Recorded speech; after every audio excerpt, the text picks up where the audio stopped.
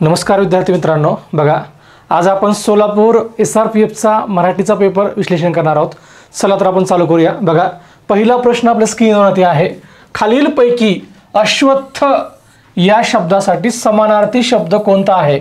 मित्रांनो हा शब्द याच्या अगोदर MPSC ने ग्रुप बी ला विचारलेला आहे, त्याच्यामुळे मित्रांनो ध्यानात ठेवा पोलीसचे पोरांनो की तुम्हाला बरेच प्रश्न विचारण्यात गेलेले आहेत, समानार्थी असतील, विरुद्धार्थी असतील किंवा व्याकरणाचा कुठलाही प्रश्न असेल तो दशास तसा कॉपी पेस्ट MPSCच्या एक्झाम मध्ये जुन्या पेपर मधला दशास तसा कॉपी पेस्ट प्रश्न व्हायला लागला आहे। महाराष्ट्रातल्या तमाम ज्यांनी याला सोलापूरला हा पेपर दिला होता त्या पोरांना कळालं नाही अश्वत्थ म्हणजे काय आहे। तर मित्रांनो अश्वत्थचा अर्थ आहे पिंपळाचं झाड। काय झाड रे? पिंपळाचं झाड। या पिंपळाच्या झाडाला काय म्हणतात रे? अश्वत्थ असं म्हणतात। बघा अश्वत्थचा मग समास शब्द काय आहे? पिंपळाचा झाड। चला प्रश्न क्रमांक दुसरा बघा परत एकदा, कंदुक या शब्दासाठी समानार्थी शब्द कोणता आहे? मित्रांनो कंदुक या शब्दाचा समानार्थी शब्द कोणता आहे? मित्रांनो कंदुकचा अर्थ आहे बघा चेंडू। काय अर्थ आहे रे? चेंडू। हा सुद्धा प्रश्न दशाला तसा MPSC ने ग्रुप बी ने विचारलेला आहे। मुख्य परीक्षेला संयुक्त परीक्षा 1994 मध्ये हा प्रश्न विचारण्यात आला होता। त्यानंतर पोलीस भरतीला हा प्रश्न रिपीट झालेला आहे।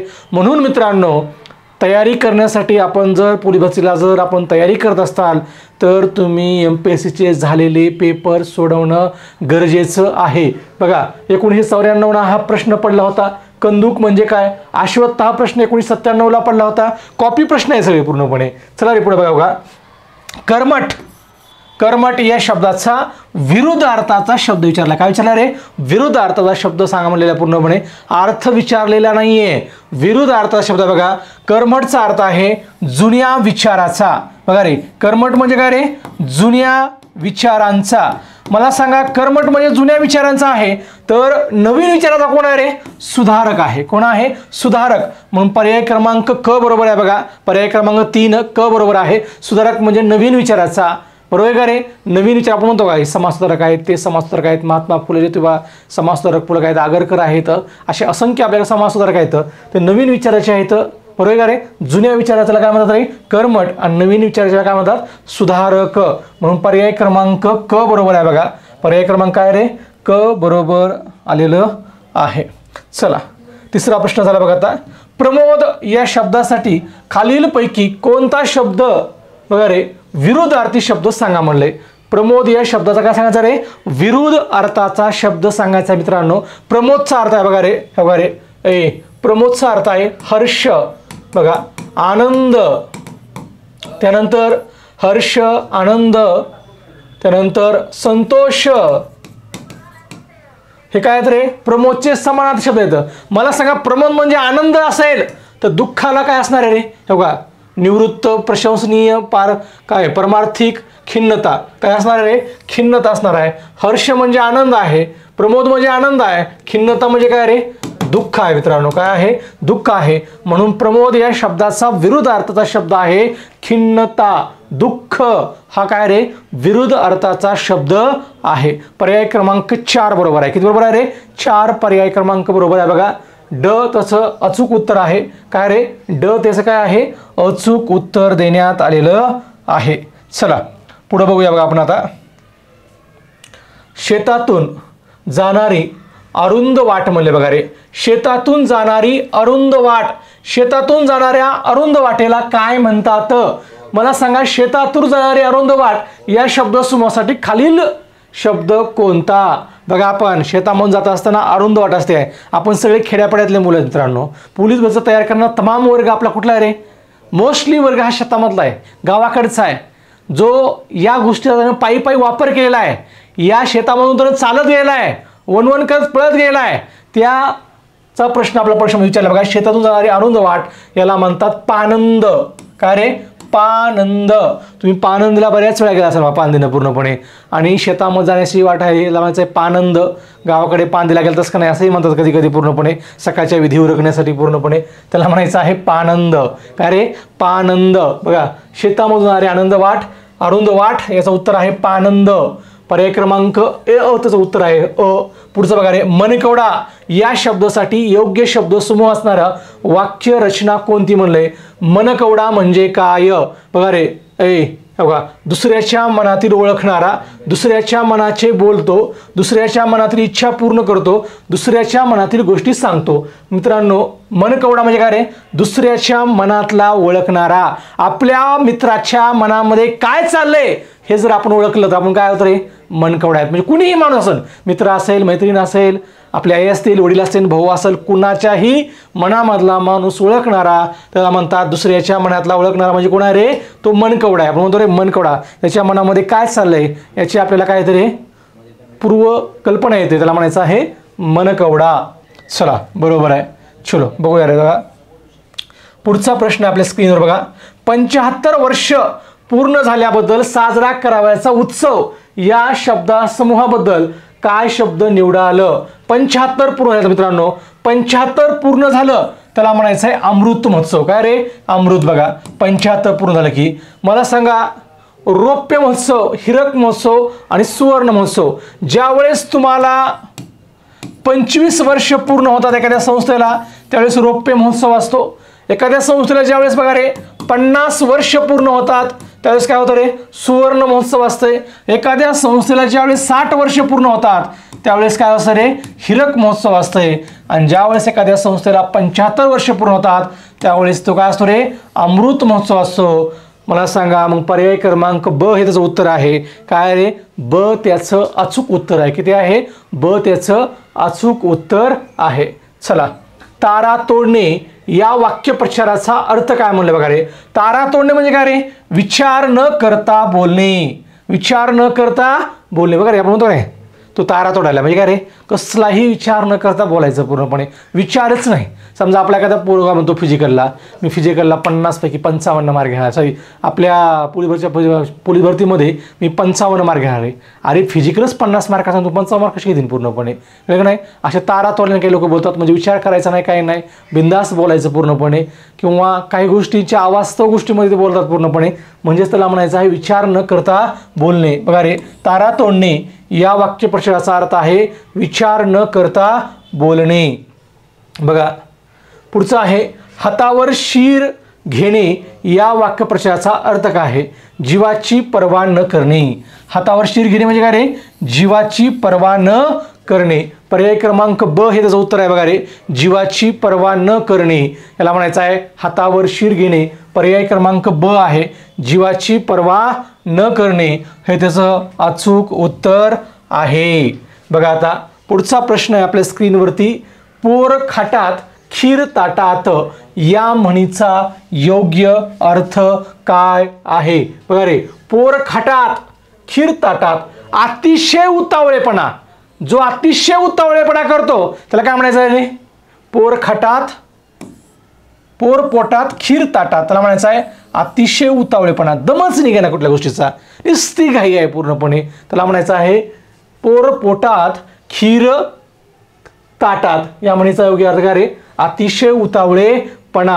ह्याचा पर्याय क्रमांक एक उत्तर आहे. बघा, पुढं आहे येरे उमरा पड तोंडात. पड तोंडात. येरे उमरा पड तोंडात.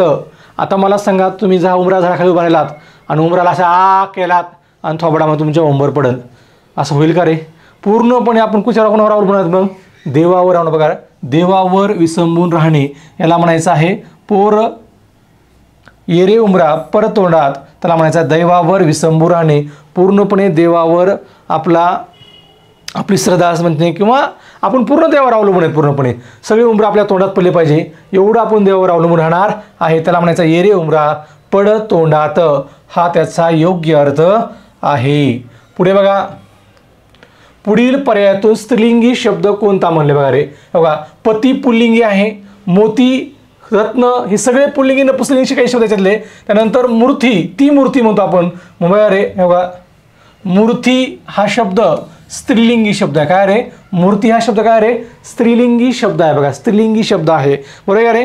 मग काय आहे? पर्याय क्रमांक 4 उत्तर आहे. बघा, मूर्ती हे त्याचं उत्तर आहे. ती मूर्ती म्हणतो आपण, म्हणून उत्तर आहे पर्याय क्रमांक ड, 4 नंबरचं, म्हणजे ड नंबरचं उत्तर आहे. बघा, पर्याय क्रमांक 4. गंगाजळी या अलंकारिक शब्दाचा योग्य अर्थ कोणता म्हणले मित्रांनो? गंगाजळी म्हणजे काय रे? गंगाजळी बघा, गंगाजळ असं म्हणतात की पूर्णपणे गंगाजळीमध्ये काही शिल्लक आहे का, आपल्या गंगाजळीमध्ये आपल्या नावानं काही शिल्लक आहे का, म्हणजे काय रे, कायम शिल्लक म्हणून ठेवलेली रक्कम. बऱ्याच शाळेमध्ये हॉस्टेलमध्ये गंगाजळीचा वापर केला जातो.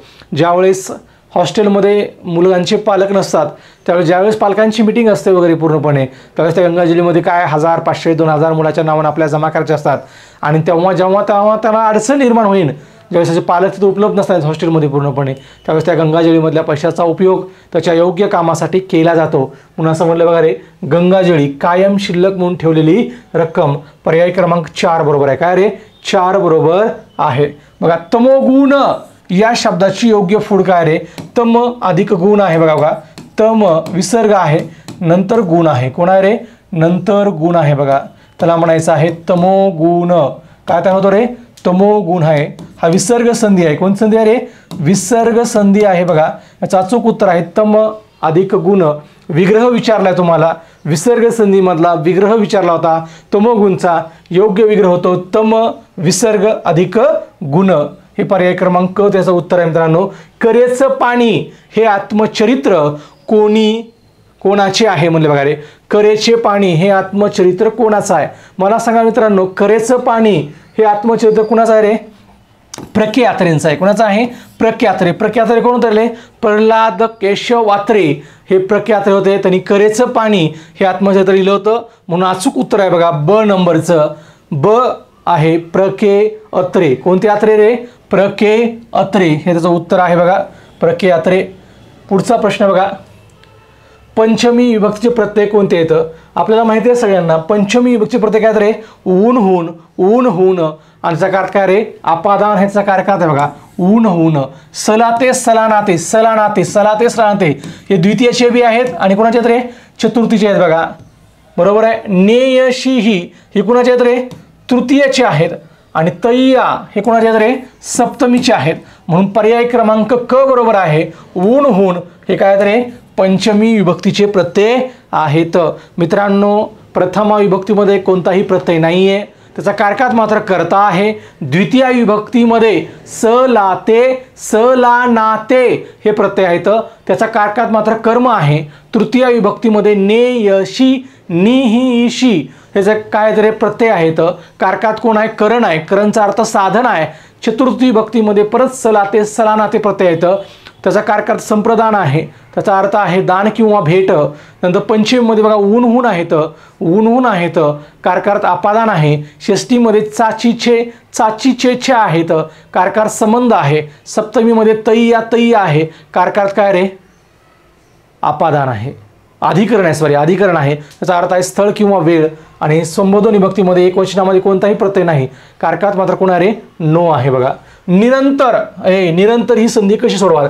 बघा मित्रांनो, दोन्ही संधी विचारल्या आता या पेपरच्या पेपरमध्ये 2 संध्यावरती प्रश्न आहे. किती आहे रे, 2 संधीवरती 2 प्रश्न येतं आणि दोन्हीच्या दोन्ही शब्द विसर्ग संधीचे विचार. बघा, नि अधिक अंतर बरोबर निरंतर हे त्याचं ब नंबरचं अचूक उत्तर आहे. बघा, नीर होत नाही, निय होत नाही, काय आणि नी पण होत नाही, कारण विसर्ग संधी आहे. विसर्ग संधी आहे म्हणून विसर्ग असणार आहे, नीर होऊ शकत नाही. आणि बघा रे, विसर्गाचा र होणार आहे, त्याला म्हणायचं आहे निरंतर.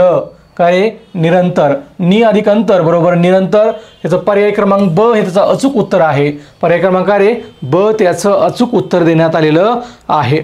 चला मित्रांनो, पुढचा प्रश्न आपण बघूयात लगेचच. अधिक वेळ न घेता अचूक उत्तर आपण आपल्याला पोहोचायचं आहे. ज्या वाक्यातील क्रियापदावरून केवळ काळाचा बोध होतो त्यास काय म्हणतात. ज्या वाक्यातल्या क्रियापदावरून फक्त आणि फक्त काळाचा बोध होतो त्याला काय म्हणायचं. बघा, त्याला म्हणायचं आहे स्वार्थी क्रियापद. स्वार्थी क्रियापद तुम्हाला वर्तमान काळाचा, भूतकाळाचा, भविष्यकाळाचा म्हणजे आणि म्हणजे फक्त आणि फक्त काळांचाच बोध होतो त्याला म्हणायचं आहे स्वार्थी क्रियापद. बघा, म्हणून उत्तर आहे अ नंबरचं. आज्ञार्थी क्रम म्हणजे काय, याच्यामध्ये आज्ञा केली असते, आज्ञा असते, आशीर्वाद असते, विनंती असते, सल्ला असते, उपदेश असते, त्याला आज्ञार्थी क्रम म्हणतात. राम पाणी आण ही आज्ञा झाली पूर्णपणे. बघा रे, विद्यार्थीमध्ये काय रे, कर्तव्य आहे, शक्यता आहे, योग्यता आहे, बरोबर आहे. मुलांनी आईवडिलांची आज्ञा पाळावी हे विद्यार्थीमध्ये येते पूर्णपणे. संकेतार्थमध्ये काय असणार आहे, असं झालं तर तसं होईल. प्रत्येक वाक्यामध्ये संकेतार्थी वाक्यामध्ये कंडिशन दिलेली असते, अट दिलेली असते, त्याला संकेतार्थी म्हणतात. म्हणून ध्यानात ठेवा, वाक्यातल्या क्रियापदावरून फक्त आणि फक्त काळाचा बोध होतो तेव्हा त्याला काय म्हणायचं रे, स्वार्थी क्रियापद असे म्हणतात. त्याला काय म्हणायचं आहे, स्वार्थी क्रियापद असे म्हणतात. पर्याय क्रमांक अ बरोबर आहे बघा, पर्याय क्रमांक अ बरोबर आहे. खालीलपैकी कोणते नाम, कोणते विशेष नाम नाही म्हणले बघा रे, कोणते विशेष नाम नाही. पोलीस भरतीच्या या वर्षीच्या पेपरमध्ये असे प्रश्न बऱ्याच वेळा आले. ध्यान ठेवा, पुढीलपैकी कोणता शब्द समानार्थी नाही, नाहीवर भरलेला आहे. आणि पोरांची ट्विन्स असते किंवा एका स्लोगनमध्ये असतात, स्लोगनमध्ये असतात पोरं पेपर सोडताना, आहे म्हणून वाचतात आणि प्रश्न असतो नाहीचा. आता विशेष नाम नाही म्हणले बघा, राम हा विशेष नाम आहे बघा रे, हिमालय विशेष नाम आहे, गंगा विशेष नाम आहे, परंतु घर हे विशेषण नाम नाही. ध्यान ठेवा, घर हे काय रे, सामान्य नाम आहे. काय आहे, सामान्य नाम आहे. ध्यान ठेवा मित्रांनो, सामान्य नाम आहे बघा. मग ह्याला विशेष नाम नाही म्हणल्यामुळं आपलं पर्याय क्रमांक क ह्याचं उत्तर आहे. घरालाच म्हणतो आपण गृह म्हणतो, आलय म्हणतो, सदन म्हणतो, निकेतन म्हणतो. हे काहीतरी घराचे समानार्थी शब्द आहेत. मित्रांनो ध्यानात ठेवा, प्रश्न व्यवस्थित वाचायचा, गोंधळ करायचा नाहीये. आपल्याला पोलीस भरतीमध्ये 90 मिनिटं वेळ आहे, बरोबर का रे, 1.5 तास वेळ आहे. प्रश्न आपल्याकडे 100 आहेत. त्यात मॅथ रिझनिंगचे 50 प्रश्न आहेत, मराठी 25 आहे, GS 25 आहे. हे बाकीचा 2 सेक्शन जे आहेत, गणित मराठी आणि सामान्य ज्ञानचा 50 प्रश्न आहेत. वेळ कमी लागतो याला पूर्णपणे. बाकी गणित बुद्धिमत्ता वेळ देऊ शकता, परंतु व्यवस्थित प्रश्न वाचायचं आणि मग उत्तरापर्यंत पोहोचायचं. एकदा उत्तर आपल्याला भरल्यानंतर पुन्हा चेंज करता येत नाही. म्हणून उत्तर आहे बघा, अचूक उत्तर होतं आपलं घर. चला रे, अयोग्य जोडी ओळखा म्हणले. अयोग्यचा अर्थ होतो चुकीची जोडी ओळखायची. काय ओळखायची रे, चुकीची जोडी ओळखायची बघा. अयोग्य जोडीचा अर्थ आहे चुकीची जोडी ओळखा. कुठली ओळखा रे, चुकीची जोडी ओळखा म्हणले. अयोग्य जोडी ओळखा म्हणले. पाखरू पाखरे बघा रे, वासरू वासरे बरोबर आहे. शेत शेते होते मित्रांनो, या ठेवा, शेत शेते. इथं तुम्हाला प्रश्नामध्ये शेत शेतच दिले पूर्णपणे. ही योग्य जोड आहे, सॉरी अचूक काय, चुकीची जोडी आहे, पूर्णपणे अयोग्य जोडी आहे. म्हणून पर्याय क्रमांक क बरोबर आहे बघा. शेत शेते. अकारांत नपुंसकलिंगी नामाचे अनेक वचन काय होतं रे, एकारांत होतं बघा. ह्या नियमानुसार हा नियम शब्द तयार होतो, परंतु शेत शेत दिले म्हणून हे काय रे, चुकीची जोडी आहे. पाणी पाणी बरोबर जोडी आहे, परंतु क नंबरची चुकीची जोडी होती. आपल्या परीक्षेमध्ये अयोग्य जोडी विचारली होती, म्हणून पर्याय क्रमांक क बरोबर आहे. शेत शेत दिलेलं आहे ते चुकीचं आहे. त्याची योग्य काय रे, अनेक वचन शेत शेते हे त्याचं काय आहे, अयोग्य चुकीची जोडी आहे. पुढचा प्रश्न बघा, हा ही हे कोणत्या सर्वनामाचे प्रकार आहेत. हा ही हे काय आहेत रे, दर्शक सर्वनाम आहे. ध्यान ठेवा, कुठलं सर्वनाम आहे, दर्शक. हा माझा मुलगा आहे, दर्शवाला आहे पूर्णपणे. हा माझा बोर्ड आहे, हे काय रे, दर्शक सर्वनाम आहे. बघा मित्रांनो, जवळ आहे, जी एक वस्तू आहे जवळ आहे हे दाखवण्यासाठी आपण काय करतो रे, हा ही हेचा. हा पेन आहे, काय रे, हा पेन आहे. हा काय रे, मोबाईल आहे. जवळची वस्तू आपल्याला दाखवायची आहे, त्यावेळेस आपण हा या दर्शक सर्वनामाचा वापर केला जातो मित्रांनो. बघा, म्हणून पर्याय क्रमांक 2 त्याचं अचूक उत्तर आहे. किती उत्तर आहे रे, ब हे त्याचं अचूक उत्तर देण्यात आलेलं आहे. पुढे बघा, असे हे 20-21 प्रश्न तुम्हाला मराठीवर विचारले होते. त्यानंतर अजूनही मराठीचे काही प्रश्न आहेत.